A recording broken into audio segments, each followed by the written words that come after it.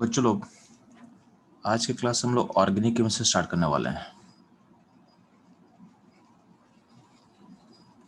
अब ध्यान देना, जब ऑर्गेनिक केमिस्ट्री की बात करते हैं तो हमारा पहला जो फोकस होगा, हम लोग का पहला फोकस होगा ऑर्गेनिक रिएजेंट्स। Organic reagent. और ध्यान देना, जब हम ऑर्गेनिक रिएजेंट से जो फोकस करेंगे हम लोग, तो हम लोग एनसीईआरटी के बेसिस पे बात करने वाले हैं। ठीक है, तो पहले जो एनसीईआरटी में दिया हुआ उसको हम लोग कवर करेंगे। उसके बाद जो एनसीईआरटी से बियॉन्ड होगा उसको हम लोग कवर करने वाले हैं। तो एनसीईआरटी में जो भी आपका रिएक्शन दिया हुआ है, जो भी आपका रिएजेंट्स है, जो भी आपका मैकेनिज्म है, उन सारे को हम लोग कवर करने वाले हैं। ठीक है, तो हमारा फोकस होगा एनसीईआरटी पे। तो पहला फोकस होगा एनसीईआरटी, उसके बाद हम उससे बियॉन्ड बात करेंगे। इस टॉपिक से पढ़ने से पहले आप लोग नेमिंग रिवाइज कर लेना। ठीक है, तो आईपीसी नेमिंग आपको पता है, उसको आप लोग रिवाइज कर लोगे। तो आईपीसी नेमिंग को आपको रिवाइज करना है। क्यों रिवाइज करना है? क्योंकि कभी कभी क्या होता है, क्वेश्चन में नेम दे देता है। ठीक है, तो नाम दे देगा तो आपको फिगर नहीं पता रहेगा तो आप बना नहीं पाओगे। ठीक है, क्योंकि यहाँ पे नेम का यूज हम ज़्यादा नहीं किए हैं, यहाँ पे हम स्ट्रक्चर ड्रॉ करके बताए हुए हैं। तो पूरे नोट्स में स्ट्रक्चर ड्रॉ किया हुआ कंपाउंड्स का, तो स्ट्रक्चर के थ्रू समझाना बहुत आसान होता है। ठीक है, तो आप लोगों का काम होगा आईपीसी नेम को रिकैप कर लोगे, रिवाइज कर लोगे। ठीक है, तो बस इतना ही आपको पढ़ना है, बाकी सारा हम लोग पूरा कवर करने वाले हैं। ठीक है, और बेसिक कुछ फंडामेंटल्स होगा जो मुझे अगर नीड होगा तो मैं बता दूंगा, जैसे कार्बोकेटाइन रीअरेंजमेंट क्या होता है। ठीक है, तो अगर इसका कुछ नीड पड़ेगा लास्ट में तो मैं बता दूंगा। लेकिन ध्यान देना, एनसीईआरटी में ज़्यादा डिफिकल्ट पोर्शन को टच नहीं किया गया है। एनसीईआरटी में ऑर्गेनिक केमिस्ट्री बहुत सिंपल वे में दिया हुआ है। ठीक है, तो आपको ज़्यादा एडवांस जाने की ज़रूरत नहीं है बिगिनिंग में। वंस हम लोग एनसीईआरटी को ख़त्म कर लेंगे तो फिर हम लोग अपने को एडवांस करेंगे। और आपका जो नीट का जो एग्ज़ाम है, नीट वाले एग्ज़ाम में आपका जो भी पोर्शन आता है ऑर्गेनिक से बहुत सिंपल रहता है। मतलब डायरेक्टली अगर नियर अबाउट 13 क्वेश्चन के आसपास आता है, 13 क्वेश्चन के अबाउट आएगा नीट में आपका ऑर्गेनिक में। उसमें भी क्या होता है, अराउंड 10 क्वेश्चन जो होगा, 10 क्वेश्चन डायरेक्टली आपका एनसीईआरटी बेसिस रहेगा। डायरेक्टली एनसीईआरटी से डायरेक्टली उठा के दे देगा आपको। ठीक है, बाकी 2 से 3 क्वेश्चन जीओसी बेस्ड होता है। 2 से 3 क्वेश्चन जो होगा वो जीओसी पे बेस्ड होगा। ठीक है, तो ये थोड़ा सा एडवांस पार्ट है। जीओसी होगा, उसमें एसिडिटी होगा, बेसिसिटी होगा, उस पर बेस्ट क्वेश्चन रहेगा 2 से 3। और नियर अबाउट 10 क्वेश्चन रहता है डायरेक्टली एनसीईआरटी पे जो इन्फॉर्मेशन है उसके बेसिस पे देता है।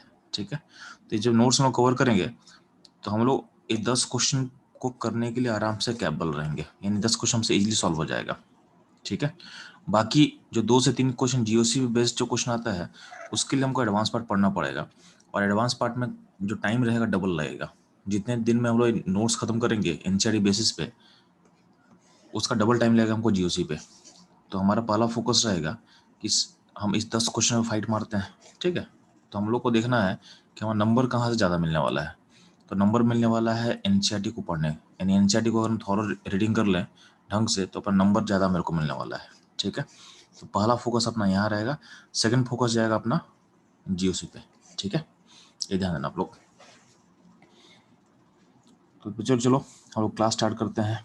ठीक है, तो ध्यान देना, जब भी बात हम करते हैं हम लोग ऑर्गेनिक केमिस्ट्री का, तो ऑर्गेनिक केमिस्ट्री बेसिकली आपको देखना है कि ऑर्गेनिक केमिस्ट्री हम किसको बोलते हैं। तो ऑर्गेनिक केमिस्ट्री का बेसिक मतलब होता है study of carbon and compounds. Study of carbon and compound.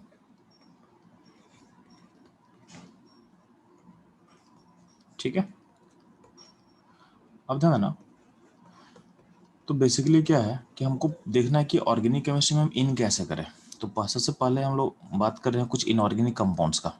ठीक है, यानी बेसिकली हम बात कर रहे हैं कार्बाइड्स का। तो ध्यान देना, कुछ कार्बाइड्स ऐसा होता है जिसको अगर पानी में आप हाइड्रोलाइसिस करते हो तो आपका ऑर्गेनिक कंपाउंड प्रोड्यूस होता है। ठीक है, ऑर्गेनिक कंपाउंड प्रोड्यूस होगा। फॉर एग्जांपल ध्यान देना, आपके पास सामने एक कार्बाइड लिखा हुआ है Be2C, बेरिलियम कार्बाइड बोलते हैं इसको। इसको अगर चार्ज में तोड़ोगे, चूंकि आयनिक कंपाउंड है तो आयनिक कंपाउंड चार्ज में टूट सकता है। तो जब चार्ज में ब्रेक करोगे तो बी पे कितना चार्ज आएगा, +2 आएगा। क्या आएगा, बी पे +2 चार्ज आएगा। और सी पे चार्ज आएगा -4। सी पे चार्ज आएगा -4। जितना भी आयनिक कार्बाइड होगा सारे पे कार्बन पे चार्ज होगा, -4 अगर सिंगल कार्बन होगा तो ठीक है। तो B2C में सिंगल कार्बन है तो B+2 होगा, C पे चार्ज -4 होगा, ठीक है। अब ध्यान देना इस सिस्टम में अगर हम वाटर डालते हैं तो ध्यान देना वाटर के अंदर आयंस होता है। क्या क्या आयंस होता है? तो वाटर में स्मॉल अमाउंट में OH- एंड H+ होता है। OH- एंड H+ होगा तो जो H+ होगा वो क्या होगा, इसी इस C-4 पे क्या होगा, अटैच कर सकते हैं हम लोग, ठीक है।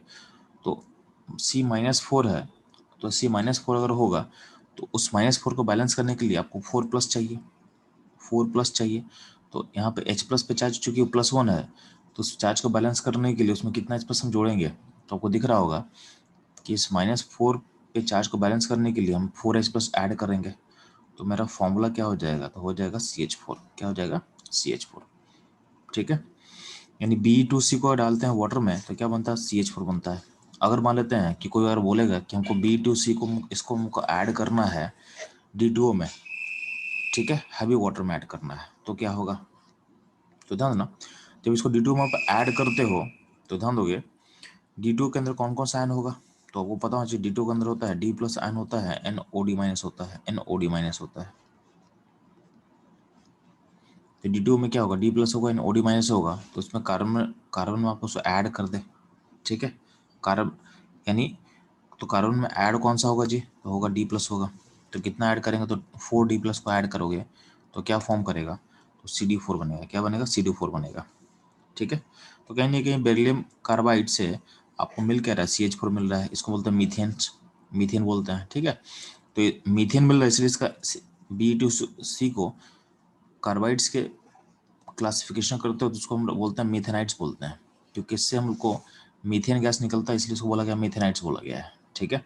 सिमिलरली ध्यान देना L4C3, तो L4C3 का मतलब होता है अल्मोनियम कार्बाइड। तो अल्मोनियम कार्बाइड को अगर चार्ज में तो ब्रेक करते हो तो आपके पास चार्ज होगा L पे +3 चार्ज आएगा एंड C पे -4 चार्ज आएगा। इसमें तो वाटर प्लेस करोगे तो वाटर से कौन सा आयन मिलेगा, तो वाटर से सी पे H+ जाएगा, ठीक है। सी पे H+ जाएगा तो क्या हो जाएगा, तो फॉर्म कर जाएगा CH4, फॉर्म कर जाएगा CH4। यहाँ पे एक और प्रोडक्ट बनने वाला है, ध्यान देना जैसे अगर H ऐड कर रहे हैं यहाँ पे C-4 पे तो OH- जो ऐड होगा कहाँ ऐड होगा, होगा अल्मोनियम पे ऐड होगा। तो साथ में आपका AlOH हॉल बनेगा, AlOH हॉल फॉर्म करेगा। लेकिन ध्यान देना पूरे ऑर्गेनिक केमिस्ट्री में कुछ पॉइंट का आपको याद रखना है, कुछ पॉइंट में फोकस रखना है। हम लोग का फोकस मेनली होता है ऑर्गेनिक प्रोडक्ट्स, यानी जो हम मेन प्रोडक्ट होता है उसमें हम लोग फोकस करते हैं। ऑर्गेनिक केमिस्ट्री में हमारा मेन फोकस होता है आपका जो मेन प्रोडक्ट होता है उसको फोकस करते हैं। बाई प्रोडक्ट्स पे हम लोग फोकस नहीं करते हैं, इसलिए बहुत जगह हम लोग बाई प्रोडक्ट को दिखाएंगे नहीं, ठीक है। जो मेन प्रोडक्ट है जिसमें हमारा फोकस है उसको बस दिखाएंगे, बाई प्रोडक्ट को हम दिखाते नहीं है। पहला चीज़ ये ध्यान देना आप। सेकेंड चीज़ है ड्यूरिंग ऑर्गेनिक केमिस्ट्री रेशनों को बैलेंस करना जरूरी नहीं होता है। तो मोस्ट ऑफ टाइम क्या होता है, रेशनों को बैलेंस नहीं करेंगे, ठीक है। बिना बैलेंस इक्वेशन देख के भी आपको कोई दिक्कत नहीं होना चाहिए। बात समझ में आ गया? तो कुछ पॉइंट याद रखोगे कि ऑर्गेनिक केमिस्ट्री में बाई प्रोडक्ट हम ड्रॉ नहीं करेंगे तो भी कोई दिक्कत नहीं है, और अगर हम बैलेंस नहीं करें तो भी कोई दिक्कत नहीं है। हमारा मेन फोकस क्या होगा, जो आपका ऑर्गेनिक प्रोडक्ट है उसको हमको एनालाइज करना है, उसको हमको एनालाइज करना है, ठीक है।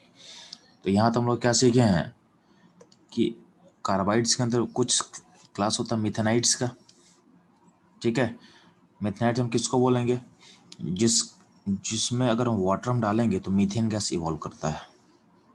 इसके अंदर कौन कौन सा कार्बाइड होगा, बेरिलियम कार्बाइड होगा एंड एल्युमिनियम कार्बाइड होगा। सिमिलरली हम बात करते हैं इथेनाइट्स का। इथेनाइट्स में ध्यान देना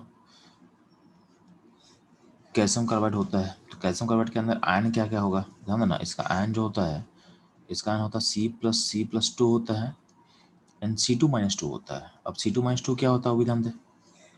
तो C2- बेसिकली इसमें 2 कार्बन है, ये आपस में ट्रिपल बॉन्डेड होता है और यहाँ पर चाहे माइनस यहाँ और यहाँ होता है। तो ये हो गया आपका C2- का स्ट्रक्चर, ये हो गया आपका C2- का स्ट्रक्चर, ठीक है। अब ध्यान दोगे अगर ये आपका स्ट्रक्चर है तो कभी ये क्वेश्चन पूछता है कि कैल्शियम कार्बाइड के अंदर कितना सिग्मा कितना पाई होगा। तो ध्यान ना कैल्शियम कार्बाइड जो फॉर्मूला है उसके अंदर जो कैल्शियम और C2- का जो बॉन्ड है वो आयनिक नेचर का है। कैसा है, आयनिक है। तो आयनिक बॉन्ड में कभी भी सिग्मा पाई नहीं होता है, ठीक है। अब इसमें सिग्मा पाई कहाँ होगा, तो इस फिगर में होगा। तो C2 - 2 में ध्यान देना, आपके पास सिग्मा कितना है, तो एक बॉन्ड सिग्मा है, और पाई कितना है, तो पाई है, दो बॉन्ड है। ये बहुत फेमस क्वेश्चन है, ये क्वेश्चन आ सकता है आपके पास कि कैल्शियम कार्बाइड में आपको बताना है सिग्मा पाई का नंबर, कितना सिग्मा बॉन्ड होगा और कितना पाई बॉन्ड होगा। तो ध्यान देना, कैल्शियम +2 एक आयनिक, कैल्शियम +2 Nc2 - 2, यानी ये आयनिक इंट्रैक्शन है। तो आयनिक इंट्रैक्शन में कोई भी सिग्मा पाई नहीं होता है, कोई भी सिग्मा पाई नहीं होगा, ठीक है। लेकिन ध्यान दो, ये C2 - 2 जो C2 - 2 है, इसमें आपका सिग्मा 1 है एंड पाई 2 है, ठीक है। तो अगर आपसे कोई पूछेगा कि कितना सिग्मा कितना पाई, तो आप बोलोगे कि इसमें सिग्मा 1 1 है, पाई 1 2 है, लेकिन कहाँ पे है, लोकेशन आपको समझ में आना चाहिए, ठीक है। अब ध्यान दोगे, अब इस कार्बाइड्स में अगर हम डालते हैं H2O, तो H2O से जो H+ आयन मिलने वाला है वो कहाँ ऐड करेंगे, तो जहाँ पे चार्ज नेगेटिव होगा। तो नेगेटिव कहाँ दिख रहा है आपको, तो नेगेटिव यहाँ और यहाँ है। तो जब ऐड करेंगे वहाँ पे, तो आपको कौन सा गैस बनेगा, तो बन जाएगा इथाइन, बन जाएगा इथाइन मॉलिक्यूल। बात समझ में आ रहा है, इसलिए इसको बोला गया इथेनाइट्स में डाला गया है। यानी कैल्शियम कार्बाइड को तुम वाटर में डालते हो तो कौन सा गैस इवॉल्व करेगा, तो इथाइन गैस इवॉल्व करता है, इथाइन गैस इवॉल्व करेगा, ठीक है। सिमिलरली अगर इसमें आप D2 डालते हो, तो D2 से कौन सा आयन मिलता है, D+ मिलता है। तो D+ अगर फॉर्म मिल रहा है आपको, तो इसमें जब आप ऐड करोगे, यहाँ D और D फॉर्म करेगा, ठीक है, ध्यान देना, ठीक है। अगर नेक्स्ट हम लोग बात कर रहे हैं Mg2C3 का, एक कार्बाइड अलग क्लास में बिलोंग करेगा। इसके अंदर कौन कौन सा आयन होता है, ध्यान देना, इसके अंदर Mg+2 आयन होता है और C3 - 4 होता है। अब C3 - 4 कौन सा आयन होता है, ये भी ध्यान से सुन। तो C3 - 4 आयन होता है वो बेसिकली ऐसा आयन होता है, उसमें 3 कार्बन होगा, एक कार्बन ट्रिपल बॉन्डेड है और एक कार्बन सिंगल बॉन्डेड है, ठीक है। यहाँ चार्ज होगा -1 और यहाँ चार्ज होगा -3, यानी इसको बोल रहे हम C3 - 4 आयन। बात समझ में आ रहा है। अब इस C3 - 4 आयन में अगर तुम वाटर ऐड करेगा, तो वाटर कहाँ जुड़ेगा, वाटर में का जो H+ है वो कहाँ जुड़ेगा, तो वाटर से H+ निकलेगा, तो यहाँ पे एक H+ आएगा और यहाँ पे 3 H+ आएगा। तो अल्टीमेटली कौन सा गैस बनने वाला है, तो अल्टीमेटली इससे हम मेरे को प्रोपाइन मिलने वाला है, प्रोपाइन मिलने वाला है, इससे मेरे को प्रोपाइन मॉलिक्यूल मिलने वाला है, प्रोपाइन, ठीक है। और ध्यान देना, अगर आपसे कोई क्वेश्चन पूछता है कि Mg2C3, इस Mg2C3 में कितना सिग्मा कितना पाई बॉन्ड है, कितना सिग्मा कितना पाई बॉन्ड है, सिंपल सा है ना। आपका Mg+2 एंड C3 - 4 का जो बॉन्ड है आयनिक नेचर का है, तो वहाँ तो सिग्मा पाई कुछ नहीं होगा। जो भी सिग्मा और पाई बॉन्ड होने वाला है वो आपके इस आयन के अंदर होने वाला है। तो C3 - 4 में आपका सिग्मा पाई कितना होगा, तो सिग्मा होगा 2, एन पाई होगा 2, ठीक है। सिग्मा होगा 2, एन पाई होगा 2। तो ये बेसिक हम लोग का लिंकेज हम लोग पढ़ चुके हैं कि इनऑर्गेनिक केमिस्ट्री, यानी जितना भी कार्बाइड्स है वो सारा बिलोंग करता है इनऑर्गेनिक केमिस्ट्री से। तो इनऑर्गेनिक केमिस्ट्री और ऑर्गेनिक केमिस्ट्री का जो ब्रिज पॉइंट है ना, ब्रिज पॉइंट, उसको हम कवर कर रहे हैं कि कब हम लोग इनऑर्गेनिक से ऑर्गेनिक में इंटर कर सकते हैं, ठीक है। ये ध्यान देना आप लोग, ये ध्यान देना आप लोग। तो पहला पार्ट हम लोग कार्बाइड खत्म कर लिए बच्चों लोग, ठीक है। नेक्स्ट चलते हैं हम लोग कुछ इंपॉर्टेंट रिएक्शंस पे जो आपके आंसर में मेंशन किया हुआ है। तो ध्यान देना, कभी भी अगर इस तरह का मॉलिक्यूल आपको मिलेगा, इस तरह मॉलिक्यूल मतलब क्या है, कार्बन कार्बन ट्रिपल बॉन्ड होना चाहिए और उसके एंड पे ए और ए होना चाहिए, मतलब कुछ ग्रुप अटैच होना चाहिए। यहाँ ए और ए हो सकता है, यहाँ पे ए और बी भी हो सकता है, ऐसा नहीं दोनों सेम ही हो, यहाँ ए और बी भी हो सकता है, चलेगा, ठीक है। तो कभी भी अगर ऐसा मॉलिक्यूल होता है आपको मिल रहा है और आपके पास इसको आप ट्रीट कर रहे हो कॉपर या एफी ट्यूब में, कॉपर और एफी ट्यूब में, और इसको हीट कर रहे हो, आप इसको हीट कर रहे हो, ठीक है। तो ऐसा मॉलिक्यूल होना चाहिए आपके पास, प्लस उसे आप हीट कर रहे हो कॉपर या एफी ट्यूब में, तो होता क्या है, यहाँ पे एक पॉलीमराइजेशन रिएक्शन होता है, यहाँ पे एक पॉलीमराइजेशन रिएक्शन होता है,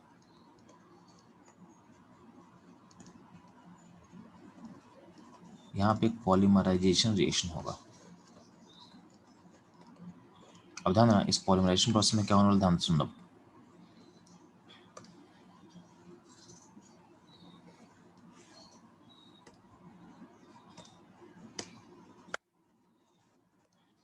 ध्यान देना, इस पॉलीमराइजेशन प्रोसेस में हो क्या रहा है कि अगर मान लेते हैं, मैं क्या बोला हूँ कि ऑर्गेनिक केमिस्ट्री में बैलेंस इक्वेशन नहीं रहता, आपको जितना रिएक्टेंट चाहिए एक स्टेबल प्रोडक्ट बनाने के लिए आपके पास अवेलेबल होता है। मैं फिर से रिपीट कर रहा हूँ, ऑर्गेनिक केमिस्ट्री में आपको रिएक्शन बैलेंस करने का ज़रूरत नहीं होता है, आपको जितना भी रिएक्टेंट नीडेड होता है एक स्टेबल प्रोडक्ट को बनाने के लिए, उतना आप रिएक्टेंट ले सकते हो सिस्टम से। फॉर एग्जांपल ध्यान दें, अगर हम बात कर रहे हैं ए ट्रिपल बॉन्ड, इस तक अगर ये रिएक्टेंट मेरे पास अवेलेबल है, ठीक है, और इसको हम ट्रीट कर रहे हैं कॉपर या Fe ट्यूब एन हीट से, तो होता क्या है ध्यान देना, तो इस केस में होता क्या है कि एक पॉलीमराइजेशन रिएक्शन स्टार्ट होगा, ठीक है। अब इस पॉलीमराइजेशन प्रोसेस में ध्यान दोगे, अगर मान लेते हैं कि आप 2 मॉलिक्यूल यूज करते हो, तो अगर इसमें केसेस लेते हैं हम, इस पॉलीमराइजेशन प्रोसेस में केसेस लेते हैं अगर हम, तो सिस्टम में, ठीक है, सिस्टम में अगर 2 मॉलिक्यूल यूज होगा तो क्या बनेगा, तो गौर करना, तो इसमें केस ले रहे हैं हम, तो यहाँ हम केसेस ड्रॉ कर देना आपके पास, क्योंकि इस प्रोसेस में हम लोग अगर 2 मॉलिक्यूल यूज होगा रिएक्टेंट का, तो क्या होगा, तो ध्यान देना, तो ऐसा कुछ होता है, 2 मॉलिक्यूल को हम दिखा रहे हैं यहाँ पे,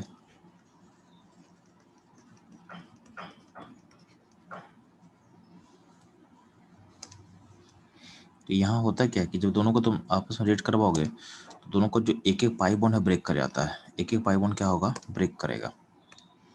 तो यहाँ ऊपर वाले का ट्रिपल बॉन्ड से एक बॉन्ड हटाएगा तो क्या होगा, यहाँ पे डॉट डॉट मतलब यहाँ पे इलेक्ट्रॉन्स आ जाएगा, बॉन्ड को ब्रेक करोगे तो, ठीक है।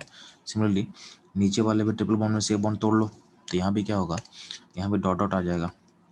अब ये जो डॉट डॉट आपस में क्या होगा, बॉन्ड बना लेगा, तो बॉन्ड जो बनाएगा तो उसको हम ऐसे दिखा सकते हैं कि सी डबल बॉन्ड है, नीचे भी सी डबल बॉन्ड होगा, बॉन्ड बनेगा, यहाँ पे ए, यहाँ पे ए और ए इस तरह से आ सकता है, ठीक है।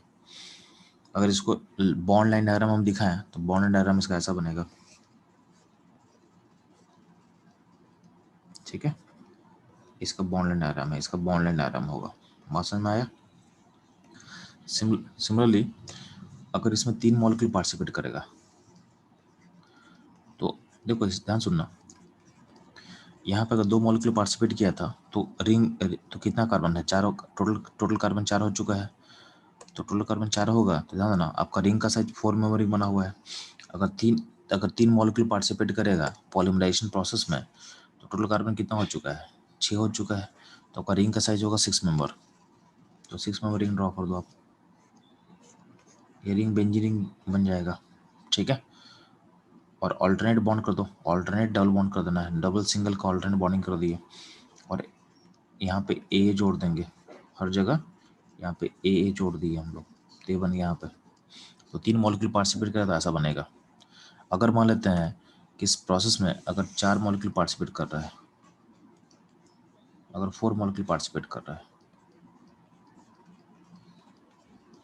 तो 4 मॉलिक्यूल पार्टिसिपेट करेगा, तो इस प्रोसेस में ध्यान देना, तो उसमें 8 मेंबर रिंग बनेगा, उसमें 8 मेंबर रिंग फॉर्म करेगा, ठीक है। तो ये सारे इवेंट्स हैं, तो इसमें हम क्या करें, जो जो पॉसिबिलिटी है सारा पॉसिबिलिटी आपको दिखा दे रहा है, ठीक है, जो जो पॉसिबिलिटी है वो सारा पॉसिबिलिटी हम बना के आपको दिखा दे रहा है। अब ध्यान दोगे इन सारे पॉसिबिलिटी में से रिएक्शन किस पॉसिबिलिटी को अडॉप्ट करेगा, जहाँ पे सिस्टम स्टेबल होगा, जहाँ पे सिस्टम क्या होगा, स्टेबल होगा। अब ध्यान देना, तो यहाँ पे 4 होगा, 5 होगा, 6 होगा, बहुत सारा पॉसिबिलिटी है, ठीक है। तो आप जितना ही पॉसिबिलिटी ड्रॉ कर लो उतना ही क्या होगा, रिंग का साइज बड़ा होता चला जाएगा, और 5 मॉलिक्यूल होगा तो रिंग का साइज होगा 10 मेंबर, 12 मेंबर, ऐसे करके पॉसिबिलिटी क्या होगा, बढ़ता चला जाएगा। अब ध्यान दोगे, आगे बढ़ने से पहले कुछ बेसिक फंडामेंटल आपको चीज पता होना चाहिए। फंडामेंटल क्या, ध्यान देना, तो जीओसी क्लास में लोग कवर कर चुके हैं इसी को, तो अगर कुछ लोग को नहीं भी पता है तो ध्यान देना, आप लोग को याद होना चाहिए, अगर कभी भी आप ऑर्गेनिक केमिस्ट्री में ऐसा कंपाउंड बनता हो देखो, ठीक है, इस तरह का सिस्टम अगर ऑर्गेनिक केमिस्ट्री फॉर्म करेगा तो सिस्टम क्या होता है, इस सिस्टम होता है एंटी एरोमेटिक। क्या होता है? Anti aromatic. ये सिस्टम होता है anti aromatic.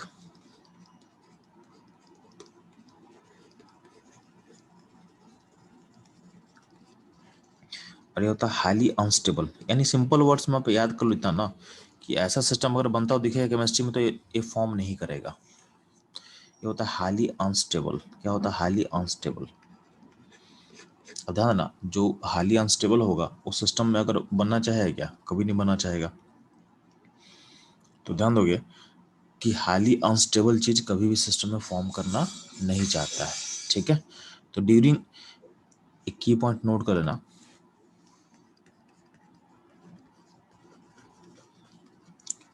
During reaction do not form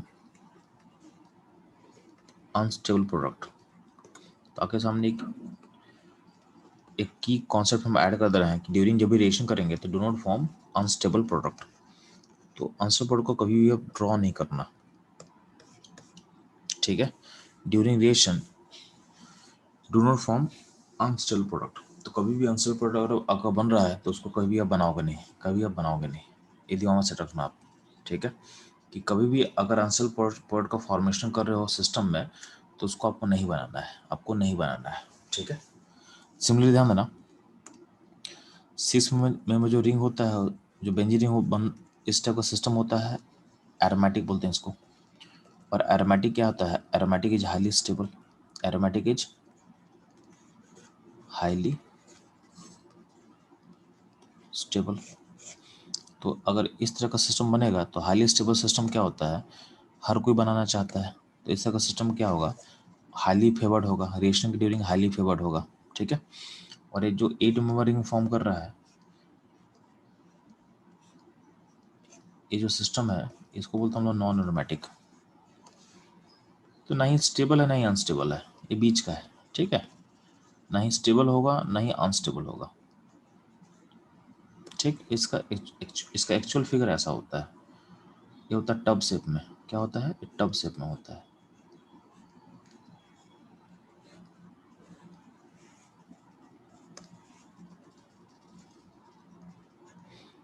तो इसका एक्चुअल फिगर ये होता है, ये तो टब शेप होता है। तो ये ना ही स्टेबल है ना ही अनस्टेबल है, तो कोई दिक्कत नहीं है। ठीक है, अब मान ले इतने सारे जितना ही पॉसिबिलिटी हम ड्रॉ करेंगे तो यहाँ देखो, यहाँ पे इस सिस्टम के लिए हम, मेरे पास बहुत सारा पॉसिबिलिटी था इस सिस्टम के लिए। इसमें सबसे स्टेबल पॉसिबिलिटी क्या होगा? तो इसमें सबसे स्टेबल पॉसिबिलिटी जो होगा, यहाँ ध्यान देना, सबसे स्टेबल पॉसिबिलिटी होगा ये वाला। ठीक है, क्योंकि आपका जो बेंजीनिंग है वो सबसे स्टेबल पॉसिबिलिटी है, वो सबसे क्या है? वो सबसे स्टेबल पॉसिबिलिटी है। तो अगर आपके पास ऑप्शन हो तो किसको चूज करोगे? तो आप इसको चूज करोगे। यानी आपको जब भी ये सिस्टम दिया रहेगा, ट्रिपल बॉन्ड कार्बन कार्बन दिया रहेगा तो आप, और कॉपर एक ट्यूब दिया रहेगा, तो आप डायरेक्टली क्या होगा? डायरेक्टली आप जाओगे किसमें? तो इस फेयर को बनाओगे, इस फेयर को डायरेक्टली बनाओगे। ठीक है, यानी आप 6 मेंबर रिंग को ड्रॉ करोगे, और जो कार्बन के पास जो वैलेंसी अटैच है ए और ए, उसको क्या करना? सारे कार्बन से जोड़ देना, सारे कार्बन से जोड़ दोगे। ठीक है, ये ध्यान देगा आप लोग। तो अगर ये इतना आपको क्लियर हो चुका है तो ध्यान देना,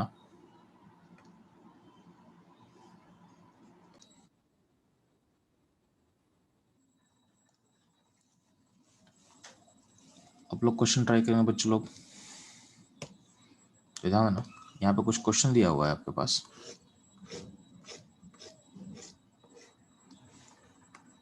क्वेश्चन दिया हुआ है और यहाँ पे सॉल्यूशन भी बना के दिया हुआ है। ठीक है, तो आप इजीली वेरीफाई कर लेना आप सॉल्यूशन को। तो फटाफट है, यहाँ पे आपके पास टोटल आपको 4 क्वेश्चन दिख रहा होगा आपके नोट्स पे। ये चारों क्वेश्चन को सॉल्व करो। तो ध्यान देना, इसमें सॉल्व करने कुछ ऐसा कुछ जाने है नहीं, क्योंकि सब में कॉपर एफिटिव दिया हुआ है और ट्रिपल बॉन्ड सिस्टम है। इसका मतलब क्या है? आप 6 मेंबर रिंग ड्रॉ कर देना। यहाँ पे चूंकि एच एच है तो हर जगह आप एच एच जोड़ देना, तो हर जगह एच जोड़ देते, ये बन गया। यहाँ पे चूंकि फ्लोरीन है हर जगह, तो आप क्या करोगे? हर जगह फ्लोरीन जोड़ देना। ठीक है, और यहाँ पे थर्ड क्वेश्चन में सब जगह सी एल है, तो क्या होगा? सब जगह आप क्या करना? सी एल जोड़ देना। ठीक है, फोर्थ क्वेश्चन में क्या है? सारी जगह सी एच थ्री है, तो हम सी एच थ्री सब में जोड़ देंगे। यानी जो भी कार्बन के पास है एंड पॉइंट पे वैलेंसी, उसको सब में हम ऐड करते जा रहे हैं, उसमें सबको हमको ऐड करते जा रहे हैं। ठीक है, अब समझा ना, इसमें जो फिफ्थ केस है, फिफ्थ केस थोड़ा इंपॉर्टेंट है। तो फिफ्थ केस में ध्यान देना, इसमें ध्यान देना, यहाँ पे अनसिमेट्रिकल बॉन्ड है, यानी कार्बन का ट्रिपल बॉन्ड सिस्टम में हमारे पास जो अनसिमेट्रिकल अनसिमेट्रिकल ग्रुप अटैच है, एक में आपका हाइड्रोजन अटैच किया हुआ है और एक में आपका CH3 अटैच किया हुआ है। तो उसमें क्या करना है, तो ध्यान देना, इसमें दो पॉसिबिलिटी होगा। दो पॉसिबिलिटी क्या होगा, एक तो ऐसा होगा कि हम बेंजीन बना दिए हैं और इसमें यहाँ CH3 है, यहाँ H है, फिर से CH3 है, फिर से H है, फिर से CH3, ऐसे जोड़ सकते हैं हम लोग, फिर से H है, यानी ऑल्टरनेट अटैच कर दे रहे हैं। और एक और पॉसिबिलिटी अगर ड्रॉ करते हैं तो यहाँ पे ऐसा सोच सकते हो आप, एक और पॉसिबिलिटी हम सोच सकते हैं इसमें कि यहाँ पे अगर CH3 होगा और यहाँ यहाँ पे H होगा, इसका मान लेते हैं, तो दूसरे मॉलिक्यूल का CH3 यहाँ पे हो सकता है और H यहाँ हो सकता है। ठीक है, उसके बाद मॉलिक्यूल का CH3 H कहीं भी ले लो, बात बराबर है। तो CH3 यहाँ लेते हैं, H यहाँ लेते हैं, इसको उल्टा भी लोगे तो भी सेम बनेगा। उसको बनाकर हम दिखा दे रहे हैं आपके लिए। तो यहाँ पे CH3 था, यहाँ पे H था। ठीक है, यहाँ पे हम CH3 ले लिए हैं, यहाँ पे H ले लिया और यहाँ CH3 यहाँ कर दे रहे हैं। तो अल्टीमेटली इसमें दो ही पॉसिबिलिटी है, यहाँ पे दो ही पॉसिबिलिटी है। तो कभी कभी आपसे पूछ सकता है कि इसके पॉलीमराइजेशन में कितना पॉसिबिलिटी होगा, तो आप क्या बोलोगे, इसमें दो ही पॉसिबिलिटी होगा।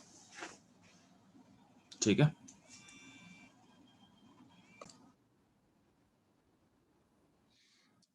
इस पॉसिबिलिटी अगर हम बात करें बच्चों लोग, तो यहाँ पे ध्यान देना, इसमें दो पॉसिबिलिटी फॉर्मेशन है, क्योंकि ध्यान देना, ये जो पॉसिबिलिटी बना रहे हो और यहाँ जो बना रहे हो, दोनों सेम ही पॉसिबिलिटी है, दो डिफरेंट पॉसिबिलिटी नहीं है, ये दोनों सेम पॉसिबिलिटी है। अब क्वेश्चन अराइज होता है कि इन दोनों पॉसिबिलिटी में कौन ज़्यादा मेजर होगा। ध्यान ना, इन दोनों पॉसिबिलिटी में यहाँ पे देना, इन दोनों इस पार्ट पे ध्यान देना कि आपको दो मिथाइल ग्रुप जो है, ये दोनों बल्कि ग्रुप है, बड़ा ग्रुप है, और ये दोनों पास पास आ जा रहा है, पास पास आ जा रहा है। तो पास पास जब आएगा तो इसमें क्या होता है, स्टेटिक हिंड्रेंस होता है। ठीक है, क्या होगा, स्टेटिक हिंड्रेंस होगा। तो स्टेटिक हिंड्रेंस होगा तो क्या होगा, ये माइनर बनेगा, ये बनेगा बट ये ज़्यादा नहीं बनेगा, माइनर होगा। इसको बोलते हैं हम लोग माइनर प्रोडक्ट। ठीक है, तो ये दोनों जो पॉसिबिलिटी जो यहाँ पे बना हुआ है, दोनों सेम पॉसिबिलिटी है, ये दोनों सेम पॉसिबिलिटी है, तो इसको हम बोलते हैं माइनर प्रोडक्ट। और जो मेजर होगा, ज़्यादा क्या बना, तो ये जो बना हुआ है ये मेजर प्रोडक्ट बनेगा, ये बनेगा मेजर।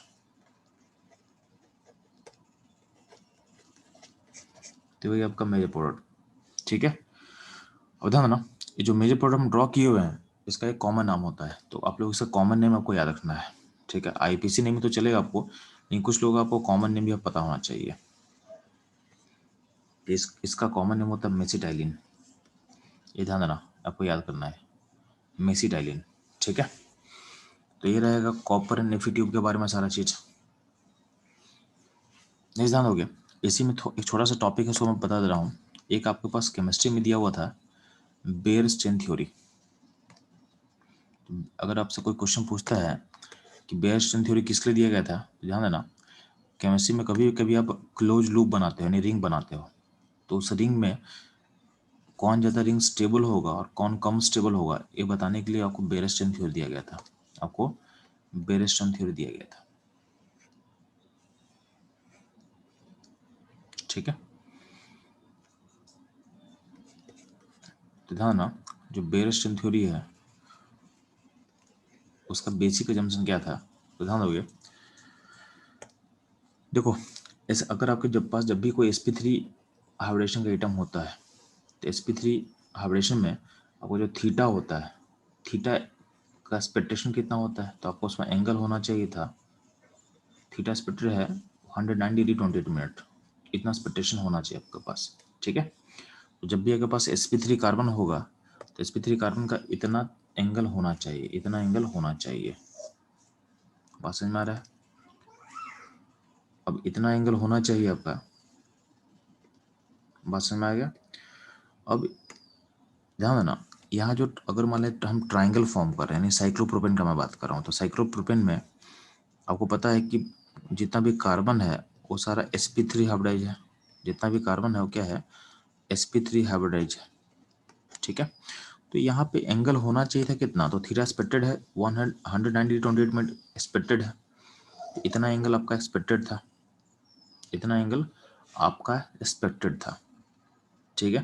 लेकिन हो क्या रहा है, तो आपका एंगल का जो वैल्यू है,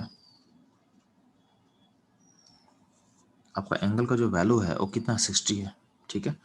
थीटा एक्सपेक्टेड इतना था, तो थीटा एक्चुअल कितना है, तो थीटा एक्चुअल है इसमें 60 एंगल, तो होना चाहिए था 109 के आसपास, 110 के आसपास, और थीटा एक्चुअली कितना है 60 है। तो यहाँ देखोगे कितने का स्ट्रेन बिल्डअप हो रहा है सिस्टम में, तो ऑलमोस्ट 50 का स्ट्रेन बिल्डअप हो रहा है। ये 50 का स्ट्रेन होगा, दो कार्बन में डिस्ट्रीब्यूट होगा, ठीक है। तो तभी क्या सिस्टम में आप देखोगे तो आप उसको रिलेट कर सकते हो कहीं ना कहीं, जितना चाहिए उससे क्या, उससे 50 एंगल कम दिख रहा है आपको, ठीक है। तो मतलब इससे क्या होता है, सिस्टम में स्ट्रेन बिल्डअप होता है, जो कि सिस्टम को क्या करेगा, अनस्टेबल करता है, क्या करता है, अनस्टेबल करता है। तो साइक्लोप्रोपेन में स्ट्रेन 50 के आसपास बिल्डअप हो रहा है। अगर हम साइक्लोब्यूटेन का बात करते हैं, तो साइक्लोब्यूटेन में ध्यान देना,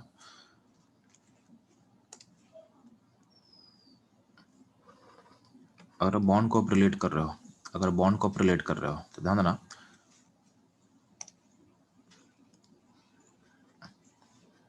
यहाँ पे सारे एंगल 90 है, जबकि होना चाहिए था कितना, तो होना चाहिए था 190 28 मिनट होना चाहिए था यहाँ भी। तो यहाँ पे 190 28 मिनट अगर होना चाहिए था, उससे कितना डेविएशन है आपके पास, 90 है, तो डेविएशन कितने का, तो डेविएशन ऑलमोस्ट 20 का है, ठीक है। अगर हम बात करते हैं साइक्लोपेंटेन का, तो साइक्लोपेंटेन में आपका एंगल कितना है 108, जो कि होना चाहिए था 109 के आसपास, यानी कितना डेविएशन है, 1 डिग्री का डेविएशन है, ठीक है।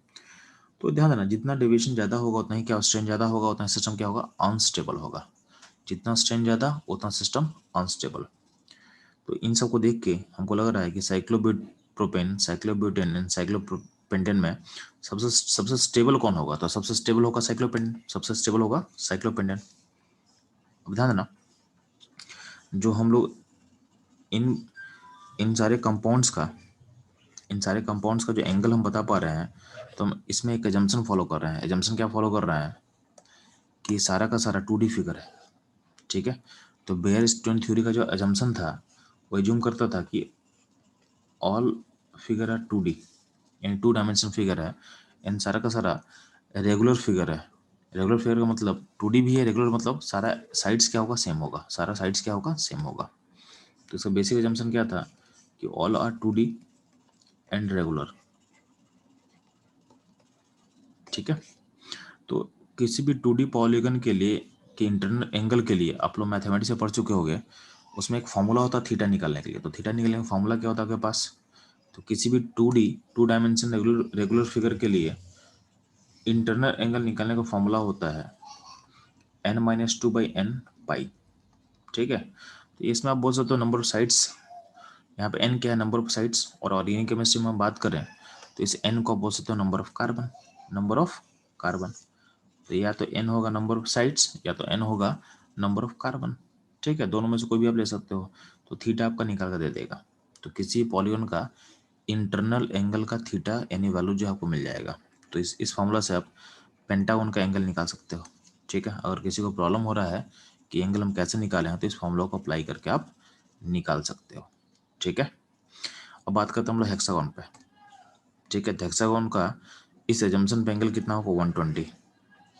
तो हेक्सागोन में फिर से क्या है, इसमें थीटा एक्सपेक्टेड कितना था, तो थीटा एक्सपेक्टेड है 190 डिग्री 28 मिनट,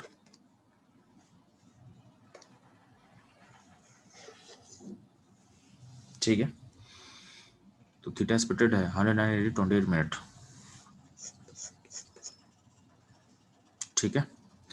तो इसमें एंगल चूंकि 120 है, तो फिर से क्या, जितना एंगल होना चाहिए था उससे एंगल बड़ा हो चुका है। तो फिर से इसमें देखो, जितना एंगल होना चाहिए था उससे एंगल बड़ा हो या छोटा हो, दोनों केस में क्या होगा, सिस्टम में स्ट्रेन बिल्डअप होगा। तो इसमें 11 डिग्री का स्ट्रेन बिल्डअप हो चुका है, ठीक है। और रिंग का साइज अगर 7 मेंबर होगा तो स्ट्रेन और बड़ा होता जाएगा, स्ट्रेन और बढ़ेगा, तो स्ट्रेन फिर से इंक्रीज करेगा। तो अगर इसको तुम देखोगे ना, यानी बेयर स्ट्रेन थ्योरी पर अगर हम बात करते हैं, तो इसके बेसिस पे सबसे स्टेबल आपको दिख कौन रहा है, तो सबसे स्टेबल दिख रहा है आपको पेंटागन, यानी साइक्लोपेंटेन जो है सबसे स्टेबल दिख रहा है, ठीक है। तो बेयर स्ट्रेंथ थ्योरी के बेसिस पे हम बात करेंगे तो साइक्लोपेंटेन जो सबसे स्टेबल लिख रहा है, बट ये सही नहीं होता है, दिस इज नॉट ट्रू। ठीक है, क्योंकि हम लोग यहाँ पे बेसिक हमारे एजम्पशन में एक फ्लॉ है, हमारे एजम्पशन में एक फ्लॉ है, यानी एक मिस्टेक हम कर रहे हैं। मिस्टेक क्या कर रहे हैं कि हम लोग सिस्टम को 2D मान ले रहे हैं, सिस्टम को हम 2D मान रहे हैं, ये हमारा बेसिक फ्लॉ है। ठीक है, ऑर्गेनिक केमिस्ट्री का मॉलिक्यूल 2D नहीं होता, 3D होता है। ठीक है, तो 3D के बेसिस पे अगर देखोगे तो आपको जो साइक्लोहेक्सेन दिख रहा है आपको ना, यानी हेक्सागोन जो दिख रहा है, इसका एक्चुअल स्ट्रेंथ 0 होता है, क्योंकि इसका 3D में फिगर ऐसा होता है। इसको बोलते हैं हम लोग चेयर फॉर्म, यानी साइक्लोहेक्सेन जो आपको दिखा दिया 2D में, वो बेसिकली ऐसा फिगर होता है। और इसमें एंगल कैलकुलेशन जब दिखाएंगे आपको, तो इसका अंदर का जो एंगल होता है, सारा एंगल जो भी एंगल मैं मार्क कर रहा हूँ, सारे एंगल का मैं बात कर रहा हूँ, तो all angles are 109 degree and 28 minute, यानी यहाँ पे कोई भी स्ट्रेन नहीं होता है, तो 3D चेयर फॉर्म में एग्जिस्ट करता है। ठीक है, तो देखा गया कि सबसे लिस्ट स्ट्रेन होता है आपके साइक्लोहेक्सेन में। तो जब भी आपका रिंग रहेगा, जब भी आपका ऑर्गेनिक केमिस्ट्री में जब भी हम रिंग फॉर्म करते हैं, तो रिंग का स्टेबिलिटी जो होगा सबसे, उसका एक ऑर्डर मैं आपको दे रहा हूँ, इसको आपको याद रखना है। तो बेयर स्ट्रेंथ थ्योरी के बेसिस पे अगर बात करोगे तो साइक्लोपेंडेन सबसे स्टेबल होना चाहिए था, बट मैं क्या बोल रहा हूँ कि इसमें इसके जंक्शन में एक बेसिक फ्लॉ था। फ्लॉ क्या था कि सारे को 2D मान ले रहा था, इसलिए आप ऐसा ऑर्डर दे रहे थे। मैं बोल रहा हूँ कि सबसे स्टेबल होता है साइक्लोहेक्सेन, क्योंकि साइक्लोहेक्सेन का 3D फॉर्म में एग्जिस्ट करता है। ठीक है, और इसका 3D फॉर्म जो है चेयर फॉर्म होता है, जिसमें स्ट्रेन क्या होता है, स्ट्रेन होता है 0, यानी से नो स्ट्रेन होता है। तो आपका एक्चुअल स्टेबिलिटी का जो ऑर्डर होगा रिंग का, हमेशा याद रखना, तो सबसे स्टेबल होता है 6 मेंबर रिंग, फिर होगा 5 मेंबर रिंग, फिर होगा 7 मेंबर रिंग, फिर होगा 4, फिर होगा 3। तो 6 5 7 4 3, ये आपका रिंग का स्टेबिलिटी का ऑर्डर होगा, ये आपका रिंग का स्टेबिलिटी का ऑर्डर होने वाला है। ठीक है, 6 5 4 3, 6 5 6 5 7, फिर 4, फिर 3। ठीक है, ये आपको याद रखना है, क्योंकि ये जो ऑर्डर है 6 5 7 4 3, ये ऑर्गेनिक केमिस्ट्री में बहुत बार यूज होने वाला है। ठीक, ये ध्यान देना आप लोग।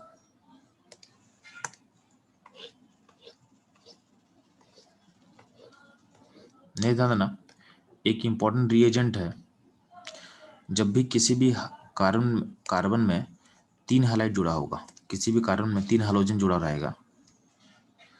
अच्छी बात गौर करना, जब भी हम हैलाइड्स का बात करेंगे ना, तो हम फ्लोरीन को एक्सक्लूड कर रहे हैं, मतलब एस का मतलब एफ मत लेना। ऑर्गेनिक केमिस्ट्री में जनरली हैलोजन जब सिर्फ लिखा रहेगा, तो मतलब उसका मतलब होता है एक्स होना चाहिए, क्लोरीन, ब्रोमीन या फिर आयोडीन। होता क्या है कि अगर एक्स को फ्लोरीन कर दोगे तो फ्लोरीन का बॉन्ड काफ़ी स्ट्रॉन्गर होता है, फ्लोरीन का बॉन्ड काफ़ी स्ट्रॉन्गर होता है। ठीक है, तो फ्लोरीन का बॉन्ड अगर स्ट्रॉन्गर होगा, ठीक है, फ्लोरीन का बॉन्ड अगर स्ट्रॉन्गर होगा, तो उसके कारण क्या होगा, यहाँ बॉन्ड, ठीक है, तो ये बॉन्ड टूटेगा नहीं प्रोसेस में, तो फ्लोरीन का बॉन्ड ब्रेक नहीं करता प्रोसेस में। इसलिए हम क्या करते हैं, ऑर्गेनिक केमिस्ट्री में जब भी हम बॉन्ड जहाँ ब्रेक कर रहा होगा, वहाँ पे जनरली फ्लोरीन नहीं होता है, क्या होता है, क्लोरीन ले सकते हो, ब्रोमीन ले सकते हो, या फिर आयोडीन ले सकते हो। ठीक है, तो मैं बोल क्या रहा हूँ कि जब भी किसी कार्बन से 3 हैलोजन जुड़ा रहेगा और उसमें आप सिल्वर लोगे सिल्वर, तो इसमें क्या होने वाला है, ध्यान देना, ये जो रिएजेंट है ये बहुत इंपॉर्टेंट रिएजेंट है। ये आपके एनसीईआरटी में पुराने वर्जन में, यानी ओल्डर एडिशन में दिया हुआ है रिएजेंट। आपके न्यू वाले एनसीईआरटी बुक में ये रिएजेंट नहीं दिया हुआ है। बट होता क्या है कि रिसेंट में 2014-15 के आसपास जेईई मेन में क्वेश्चन में पूछा हुआ था, मतलब जेईई मेन के पेपर में इस रिएजेंट का यूज पूछा हुआ था, जबकि उस ईयर के एनसीईआरटी में ये चीज नहीं दिया हुआ था। ओल्डर एडिशन का मतलब 2008 से पहले का जो एनसीईआरटी था, बिफोर 2008 के पहले एनसीईआरटी में ये रिएजेंट मेंशन किया हुआ था आपके हाइड्रोकार्बन्स में। ठीक है, बट उसके बाद इसको हटा दिया गया था। बट इस पे बेस्ड जो क्वेश्चन है, ये क्वेश्चन आपका जेईई मेन 2016 में पूछा हुआ था, जेईई मेन 16 या 15 में ये आया हुआ है। अब जेईई मेन का क्वेश्चन देखोगे तो मुझे ईयर याद नहीं एग्जैक्ट है, लेकिन 2014 से 16 के रेंज में ये क्वेश्चन आया हुआ है। ठीक है, तो एक्सपेक्टेड है कि ये क्वेश्चन आने का चांस है। ठीक है। कभी कुछ लोग क्या होते हैं, पुराने इनिशिएटिव को रिफर करेंगे तो वहां से क्वेश्चन फ्रेम किया जा सकता है। ठीक है, ध्यान दोगे। तो जब भी आपके पास ऐसा सिचुएशन हो कि आपके पास किसी कार्बन से 3 हाइड्रोजन जुड़ा हो और Ag हो तो क्या करेंगे, तो ध्यान देंगे।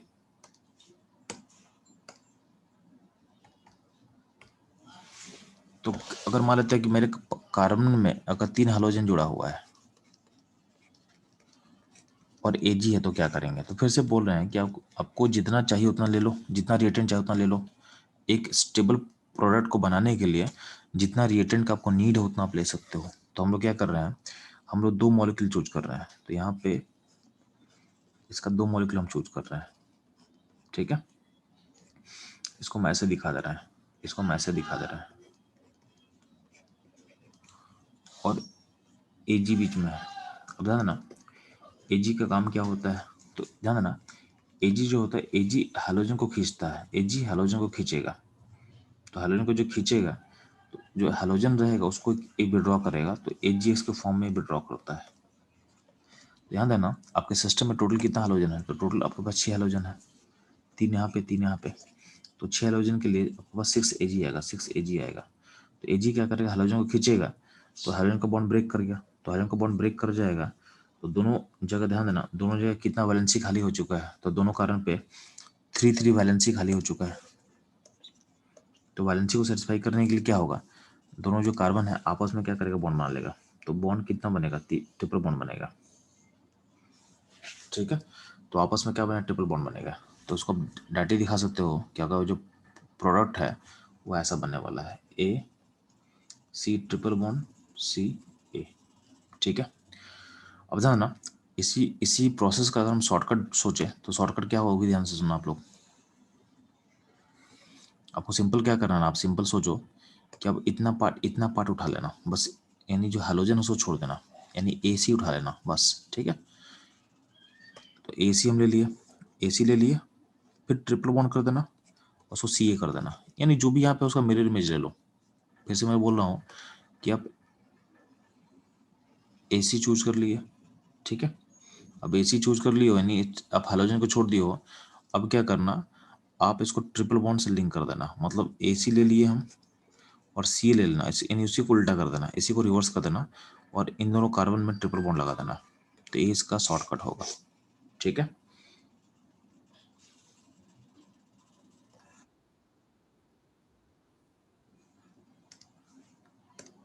तो बच्चों लोग ये रिएजेंट कैसे काम करता है वो समझ में आ चुका है। तो यहाँ पे कुछ क्वेश्चन दिया हुआ है, उस क्वेश्चन को आप देख लो कि कैसे सॉल्व करना है। तो यहाँ पे टोटल की देखोगे 1 2 3 4 एंड 5 क्वेश्चन है।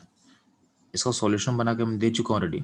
आप लोग क्या करना, एक बार पेन पेपर पे अपने पास जो बैठे हो उसे सॉल्व करो। क्योंकि होता क्या है ना कि अगर आप नहीं ड्रॉ करोगे खुद से तो क्या होगा, आपके एग्जामिनेशन के टाइम में क्या होगा, आप में कॉन्फिडेंस नहीं आएगा। तो ऑल्दो मैं सॉल्यूशन में लिख के दे दिया हूँ, फिर भी क्या करना, आप लोग खुद से इसको ड्रॉ करो कम से कम। इससे क्या होगा, आपका जो ऑर्गेनिक का जो फिगर का फोबिया है ना, फिगर मतलब जो स्ट्रक्चर का जो फोबिया है, डर लगता है फिगर से, वो डर खत्म हो जाएगा आपका।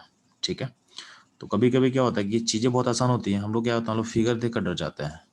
तो आपको फिगर देख कर डरना नहीं है, सिंपल सा काम करने से। हम मतलब ये बड़ा फिगर हम दे दिया आपके पास, तो पूरा बड़ा फिगर एक ही तरह है। ठीक है, आपका मेन काम तो यहाँ होना है, मेन काम तो यहाँ होना है। तो आप अपने पिन पॉइंट को पकड़ोगे कि कहाँ पर आपको रिएक्शन करना है। ठीक है, बाकी फिगर से मेरा कोई मतलब नहीं है। ठीक है, तो फिगर से डरना नहीं आपको है। ऑर्गेनिक केमिस्ट्री में मैक्सिमम लोगों को फिगर से डर लगता है, तो फिगर से डरना नहीं है। तो उसका सबसे सिंपलेस्ट उपाय है, उसको बार बार लिखो। तो ये पांचों क्वेश्चन को आप लोग अपने नोट में लिखना है और सॉल्व करना है फास्ट। ठीक है, लॉजिक ये नहीं कि आप बना नहीं पाओगे, लॉजिक ये है कि आप फिगर से फ्यूचर में डरोगे नहीं। ठीक है, तो फटाफट ये पांचों क्वेश्चन अपने नोटबुक में ड्रॉ करोगे और मुझे इन्फॉर्म करोगे फास्ट।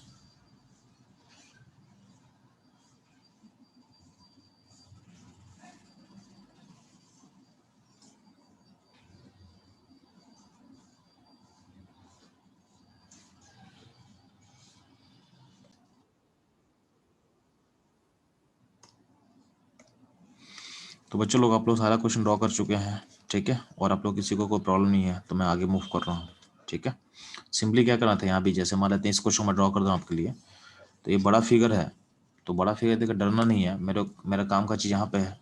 तो काम का चीज यहाँ पे है, तो सिंपली क्या करेंगे, जो फिगर है उसको 2 बार ड्रॉ कर देंगे। ये फिगर था और यहाँ पे कार्बन अटैच है, तो यहाँ कार्बन में यहाँ पे कार्बन कार्बन ट्रिपल बॉन्ड कर देंगे और सेम फिगर को फिर से ड्रॉ कर देंगे। ठीक है, तो ये जो फिगर जो मैं फटाफट ड्रॉ कर पा रहा हूँ, तो ये इसको ड्रॉ करने के लिए आपको प्रैक्टिस चाहिए। तो प्रैक्टिस का सबसे बेस्ट उपाय क्या है, इसको बना के दोबारा वेरीफाई कर लो। ठीक है, तो ये रहेगा आपका फिगर। तो इस तरह से आपको सोचना था। अब ध्यान देना,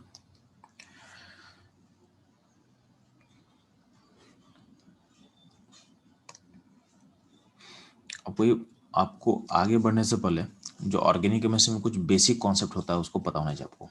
ठीक है,